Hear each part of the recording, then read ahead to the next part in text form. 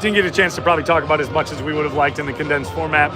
Break down your thoughts just in general heading into this one, and then I'll give you what's on the top of my dome. Well, Ryan, it's prime time. What does prime time mean? That means that all eyes are on this game and all eyes are on Lambeau Field across the league, especially on the Packers, because they made a statement in week number 1 against the Lions, a team they were 0-2 against last season, in a division they were 1-5 against. The offense looked good, the defense looked good, but now they've got another test against Jaden Daniels, the quarterback of the Commanders, and a team that made it to the NFC Championship game last year. This is a quarterback that can do it both ways. He can go with his legs, he can throw really well, but at that point, you have to figure out which one you want to contain. You can't contain them both, so whichever one's going to hurt you less is the one you do, and that's what I think is going to be the key, at least one of the keys to this game. We'll get through more of them. Yeah, Micah Parsons has 10.5 career sacks in his 8 games against the Commanders. Obviously, when he played in Dallas, he saw him twice a year. He had 4.5 last year against Jaden Daniels, so he knows how to get to him.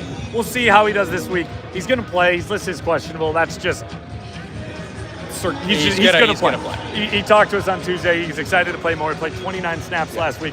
I think what I found really interesting about what Micah said was, in order to slow down Jaden Daniels, you have to hit him every single time. If he's pitching it on the read option, hit him. Nothing like after the whistle or anything crazy, but make sure he feels your presence, so then he's not as effective. He's a little tired. Exactly. He is a little frail. He might not be going as hard because he is quick. Yeah, and I think we can expect to see Micah play a little bit more than 29 snaps. I would agree. But I don't know if I'd go over that 40 mark. If he does, it's going to be just because of the pressure situations near the end of the game. We both think this is going to be a fairly close game. I do. And it's probably going to come down to a defensive stop, 1 or 2. And Micah Parsons could be a catalyst for something like that late in the game. You saw him with the pressures on Jared Goff last week, where he forced an interception, where Evan Williams got that 1 pick last week. But he also had, 3 total pressures? 3 total pressures, yep. When he's on the field, like everybody said, he is a game changer. Yeah, there's a possibility he might start tonight. We'll see. Just get him out there more often, because we really just saw him, at least in the first half, on 3rd down zone. Athletes said he didn't keep a snap count on him. He's like, I'd have loved if he'd have played the whole game. Like Micah said, he was really tired. He's like, but he said this a lot when he talked to us in the meeting on Tuesday. He said, mind over matter. It doesn't matter if you're tired. Listen, Jaden Daniels is a little bit faster than Jared Goff, and I think that's putting it nicely. He's definitely faster than Jared Goff. Let's go to the other side of the ball, where I think what's going to be interesting is the Packers, we'll find out inactives in about 10-15 minutes. 2 offensive linemen that start, Aaron Banks and Zach Tom, are questionable. I think I'd be surprised if they played. And then we saw Darian Kennard, the guy that they traded this offseason for, come in and do good work. They have Jordan Morgan there. So the good news is it's not like they're going to guys who haven't seen the field much, like what we saw last year in the playoff game against the Eagles. They have depth there, at least in their top 7. But at that same time, still not ideal if they can't go. Right, and when you don't have guys who have been there, been on that stage, who have experience like an Aaron Banks, like a Zach Tom, who, mind you, they just paid a lot of money for to extend this offseason, it's going to affect the way your offense flows. And, you have guys that can step right in and take care of that, and that's what Jordan Morgan and Darian Kennard, who's a Super Bowl champion from last year, hope to do at both left guard and right tackle.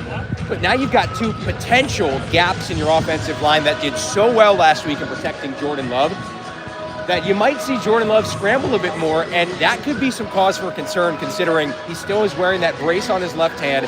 And we know from experience, Love has not exactly been the healthiest, not necessarily bones made of glass type of guy, but he's certainly some freak injuries. Yeah, for sure. Absolutely.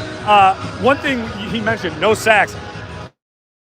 Credit that Matt LaFleur said it was the best pass blocking performance by running backs last week. They were phenomenal. Chris Brooks and Josh Jacobs were awesome. I don't think Jordan Love, I don't know if he even got hit. So I didn't see him get hit at least until late in the 3rd or early 4th quarter. That just goes to show you how good the offensive line was. Yeah, they're a great pass blocking unit. Yeah. They struggled run blocking early. I believe Josh Jacobs only had 8 rushing yards. Now, he has 9 straight games in the rushing touchdown. He scored 1 against the Eagles in the postseason, so he's at 10. If he gets 1 tonight, there have only been running backs since 2000 that have 10 straight regular season games with a rushing touchdown. Priest Holmes, LaDainian Tomlinson, and Jonathan Taylor. So, pretty good company. I actually think he finds it tonight. Yep. I actually think he finds it early, because I think they're going to try to keep Jaden Daniels off the field as much as possible. Yep. And actually wouldn't be shocked, that's Washington's plan to keep Jordan Love off the field as much as possible. So